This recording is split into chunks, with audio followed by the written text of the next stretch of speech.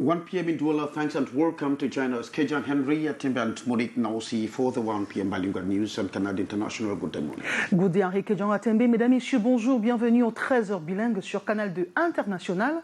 La une du journal.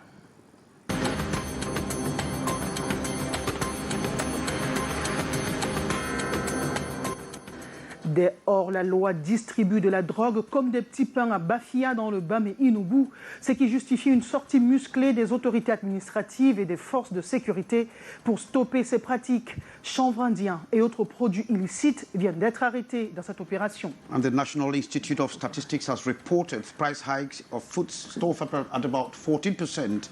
Many households are known to be suffocating with the price hike. Le prestataire en difficulté face au nouveau code de commerce et de douane, pourtant signé en 2019 pour faciliter les fluctuations des échanges en zone communautaire. C'est pour lever les zones d'ombre que les spécialistes de la taxation et les fiscalistes se sont réunis à Douala. And teachers' situation again on the table as they celebrate World Teachers' Day, amongst them the rapid integration of teachers into the computing system to facilitate their well-being. Those were our top stories.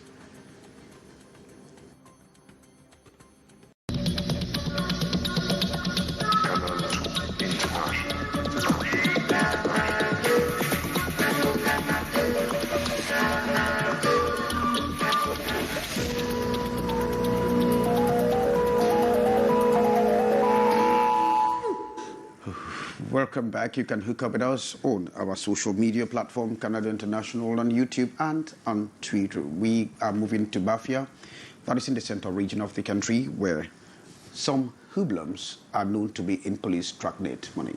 Yes, Henri Kejan Atembe, des stores de médicaments de la rue, des chanvres indiens et d'autres objets déclarés dangereux viennent d'être saisis par les autorités administratives et forces de maintien de l'ordre.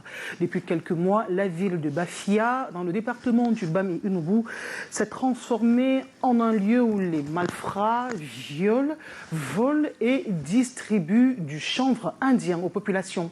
Un phénomène qui a heurté les autorités qui se sont levées avec les forces de police pour stopper ces pratiques. Eringeli. Médicaments de la rue, chanvre indien, un poignard et des espèces. Voilà le butin saisi par le préfet du Bam et Inubu et les forces de l'ordre au terme d'une descente inopinée ce mardi sur les artères de la ville de Bafia. Depuis plusieurs mois, la ville est devenue le refuge des malfrats qui sèment la terreur. Des plaintes ont inondé les services administratifs sur l'insécurité grandissante dans le chef-lieu du Bam et Inubu, d'où cette opération coup de poing. L'insécurité grandissante dans la ville, il était de bon ton que nous fassions cette opération. Visait principalement à combattre ces acteurs-là qui favorisent l'insécurité. Et ces acteurs-là, c'est qui? C'est les vendeurs de drogue et les médicaments de la rue qui ont été pris. L'autorité administrative a recommandé aux populations de dénoncer les bandits qui se cachent en leur sein pour assainir la ville de Bafia. Aujourd'hui, nous avons décidé d'organiser une descente inopinée où nous avons trouvé des dealers de drogue et des stupéfiants. Nous avons aussi mis main sur les vendeurs des médicaments à la rue. Donc nous utilisons cette occasion pour rassurer nos populations que les forces de maintien de l'ordre sont à leur côté. Il faut qu'à tout moment, ils ont des informations concernant les dealers de drogue, ils dénoncent.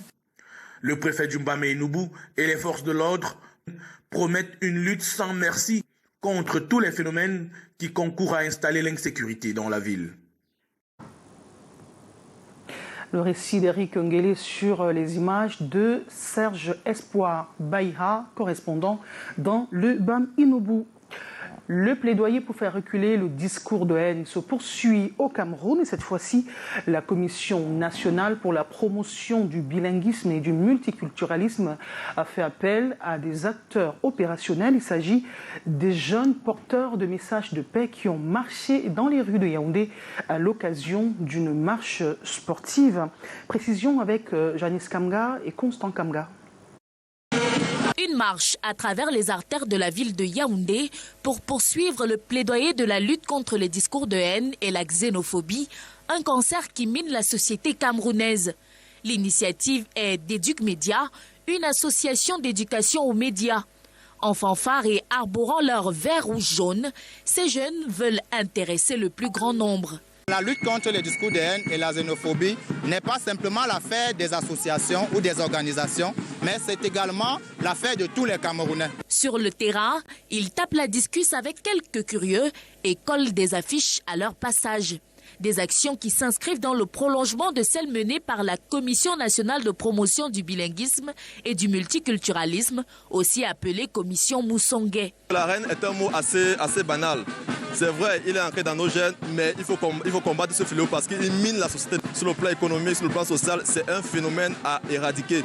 Le trajet symbole de paix va du carrefour Coron à la mairie de Yaoundé 4e, où ces pas de danse mettent un terme à la campagne débutée il y a quelques mois.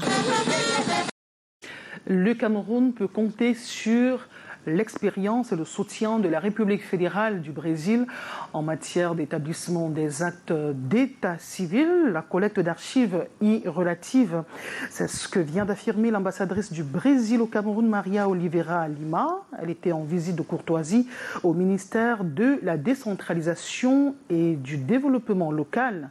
Le maître des lieux, Georges Elangaoubam, et son hôte en ont profité pour peaufiner le projet portant soutien à l'amélioration du fonctionnement du système d'état civil au Cameroun. Signé le 25 août dernier, ce projet est budgétisé à plus d'1,5 milliard de francs CFA. Et ce projet ambitionne soutenir la réforme du système d'état civil dans les régions du sud et du centre durant les 4 prochaines années. Patricia Oliveira Lima s'exprime dans cet extrait sélectionné par Maria Mazou. À partir de 2023, les projets commencent. Donc, ce sont les moyens, ce sont des étapes, non? Les projets à des étapes. La première étape, c'est justement identifier les besoins et développer de peu à peu l'état d'enregistrement civil ici. Mais il faut aussi trouver, selon les capacités, les spécialités, l'identité de chaque région, trouver les liens avec des institutions et des mairies et des institutions supérieures, d'enseignement supérieur au Brésil. On parle économie à présent avec les denrées alimentaires qui connaissent une flambée de l'ordre de 14% à Douala. Enrique John Atembe. And for several months now, traders and consumers have been faced with skyrocketing prices of basic commodities in the markets. The price of tomatoes, for example, has doubled in recent months. This revelation of a 14% increase in the price hike has been met by the National Institute of Statistics. Stephanie Chin tells us more. The hike in prices of basic necessities in markets like Marché Sandaga in the city of Douala is alarming, a situation which has left vendors and consumers lamenting. We are suffering because we buy expensively. It's even difficult to recover our capital after selling, so we are actually suffering. Prices have really increased in markets because a basket of tomatoes today costs 10,000 francs. Bananas have become expensive. 6 bananas for 200 francs. In our village, 6, 7 or 5 bananas are sold for 100 francs. Even granules have become expensive. Some traders say that despite the fluctuating prices, there are no hopes the prices will drop. Reports published by the National Institute of Statistics indicate that from August 2021 to August 2022, the prices of foodstuff experienced an increase of more than 14% in Douala. Stephanie Ching, thanks very much. A 50-year-old woman with primary fertility problem coupled with lots of fibroid and high risk of in vitro pregnancies today, a happy mother of a set of twins. The babies were delivered through a cesarean operation at the Yaoundé Fertility Hospital, Crasher. Beatrice Ngamo reports.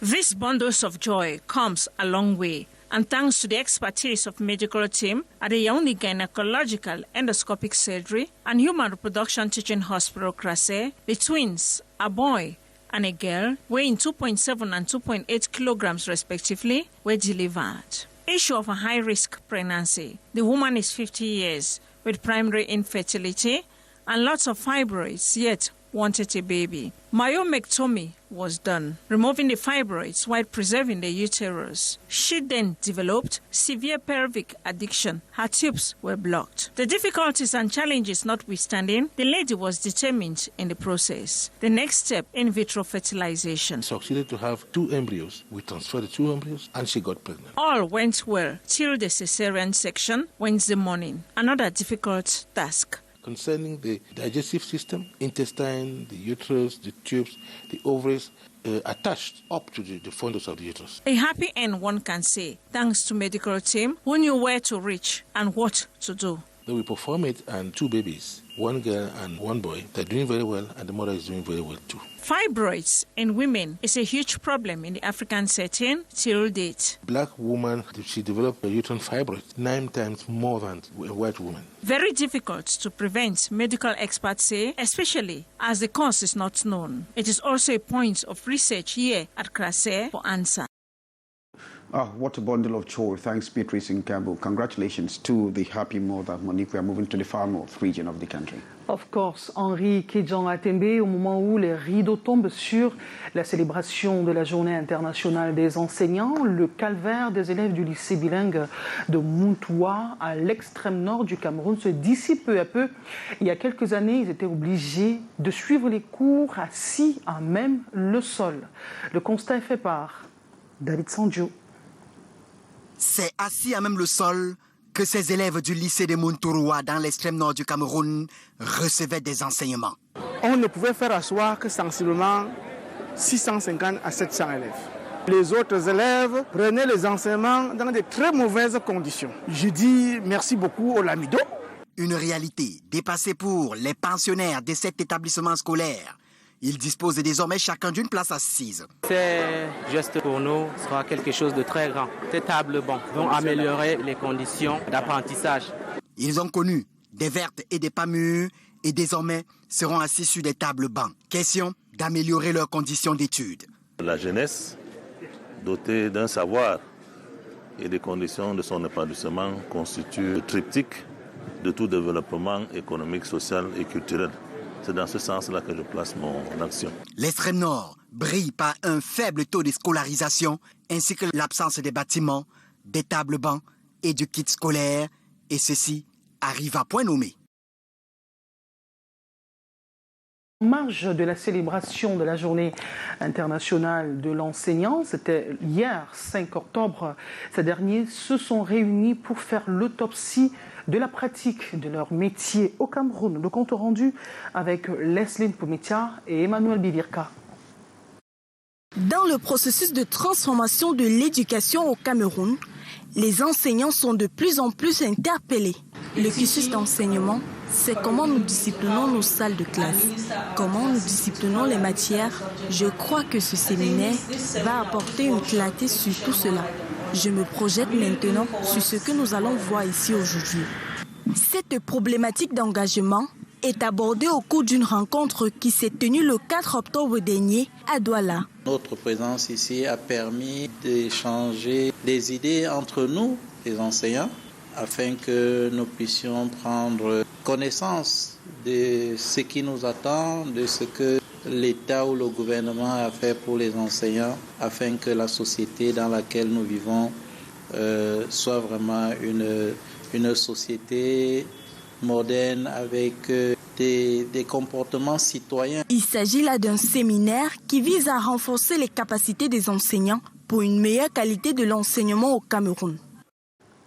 Les prestataires sont en difficulté face au nouveau code de commerce et de douane qui a été initié en 2019 pour faciliter la fluctuation des échanges en zone communautaire. Et c'est ce qui justifie justement cette rencontre entre experts à Douala pour dissiper les zones d'ombre. David Sandjo. Pour la fluidité des échanges commerciaux en Afrique centrale, le code des douanes a été révisé en avril 2019. Mais il pose des obstacles et autres difficultés à la mobilisation des recettes. Beaucoup de difficultés qui ont été levées dans ce code, entre autres l'intégration de l'accord de facilitation des échanges sur le niveau mondial. Vous avez aussi la mobilisation des recettes qui sont très importantes par rapport à ça et la lutte contre la fraude. Un texte qui s'applique à environ 180 millions d'utilisateurs en zone communautaire, une application d'ailleurs peu comprise. Les accords que nous avons conclus n'ont pas été bien appliqués, même s'ils ont été bien conçus. Ça n'a pas été bien appliqué parce que sans doute la douane n'est pas totalement impliquée dans ces accords. Parce qu'on a vu au cours de l'histoire que dans tous les accords commerciaux où la douane est pleinement impliquée, assume pleinement son rôle, ces accords marchent et ont des impacts dynamiques extraordinaires. Les experts, utilisateurs du code, juristes d'affaires, avocats conseils, sous l'initiative du Centre de recherche et de la promotion du commerce extérieur en Afrique, s'approprient le code. Pour en bénéficier, il faut bien que les acteurs du secteur privé et même du secteur public ou tout autre acteur économique comprennent, maîtrisent au préalable les règles douanières, tarifaires qui sont posées dans le dit code. Les travaux de Douala visent la fructuation des échanges sans anicroche. Henri Kédian, on parle de la situation des enseignants à nouveau. And the new processing modalities for the absorption of graduates into the public service after school was part of the discussions during World Teachers' Day celebration in Yaoundé. In fact, this is the initiative of the Minister of Public Service and administrative reforms intending to clean the setbacks in the sector. Beatrice Gabo report. The undertaking, such as reduction of time frame for treatment of files, salaries, payment of arrears and advancements, document composition, among others, slowly but gradually taking shape. Now it will be a question of days, weeks or months, not a year. And it was good for us to put together our collaborators, the regional delegations of Minfopra, and those who are in charge of problems of studies in those écoles normales. The exchange is all about clearing pitfalls and loopholes as they forge ahead. We have also equipped our regional delegations so that the work should go on without any problem. The chain goes further to cover collaboration with partner education ministries for fast and proper collaboration. The reflection on the situation of ENS and ENSET graduates, integration procedure, and new processing modalities of absorbing files by the Minister of Public Service and Administrative Reforms, Joseph Lay, was on the World Teachers' Day yesterday, October the 5th. Well, thanks. Beatrice Gamo reported, and experts from the Semak sub-region have begun dissecting the challenges and opportunities of the revised customs code and the stakes that are related to trade. They are meeting in Douala for 3 days to discuss all what concerns trans-border trade. Amogladis report. Ever since the revised Semak Custom Code went into force, the implementation of certain rules have been problematic. Irregular taxation, flow of information, and lack of transparency are just a few of the challenges private enterprises have been facing with the innovations.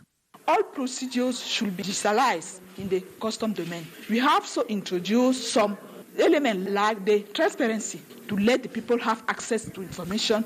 Corporate services, consultancies, and other stakeholders are upgrading skills in Douala on the challenges and opportunities of the revised Semak Customs Code and the rules and control of foreign trade, as well as strategies inherent to penetrate the African Continental Free Trade Area. They will equally get abreast with risk and sanctions to avoid.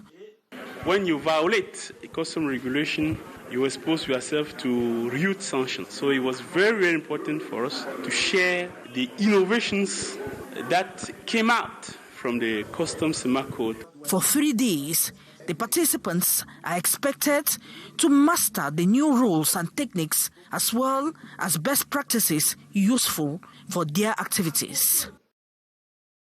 Thanks, Gladys. Monique. Yes, parlons cinéma à présent avec la projection du film burkinabé Graine à Yaoundé. C'est un long métrage de 93 minutes qui fait un focus sur l'excision pratiquée en Afrique en général et au Burkina Faso en particulier, pays d'origine de la réalisatrice Aminata Ouedraogo. Quelques clichés de ce film captés par nos reporters Mariam Mazou et Michel Foucault.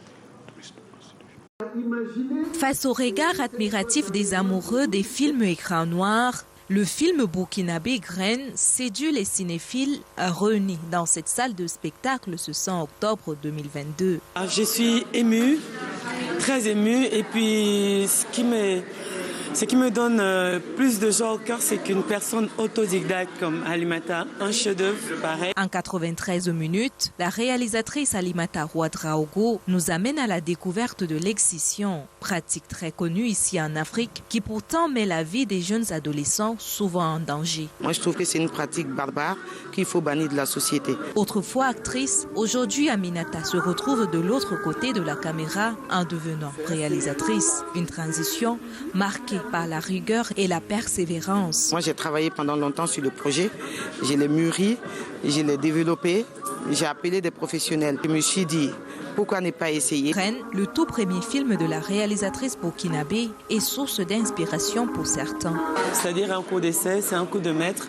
Et j'espère, n'est-ce pas, suivre ses voies. Après ce passage du film burkinabé ici, à l'Institut français du Cameroun, d'autres films comme Elikia de Michael Tamsi ou encore Maestro de Billy Bob vont être projetés ce 6 octobre 2022.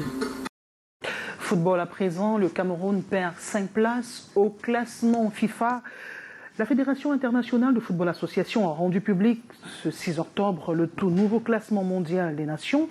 Le Cameroun, précédemment 38e, est désormais relégué à la 43e place mondiale, soit 7e au classement FIFA. Henri Kedjan. And Burkina Faso's new military leader, Ibrahim Traoré, has said that his country will respect the dynamic compromise agreed with the West African Regional Bloc, ECOWAS, in July to restore constitutional order in 24 months.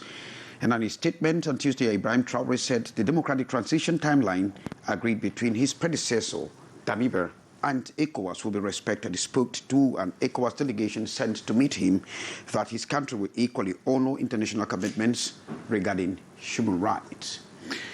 And that brings us to the end of this 1 p.m. Bilingual News. We want to thank you graciously for keeping a date with us and wish you a wonderful day ahead. Goodbye, Monique. Good day. Good day, Henri Kedjan Atembe. Nous vous souhaitons une formidable journée en compagnie des programmes de Canal 2 International. Nous vous retrouverons demain à 13h avec le même plaisir. Restez des nôtres.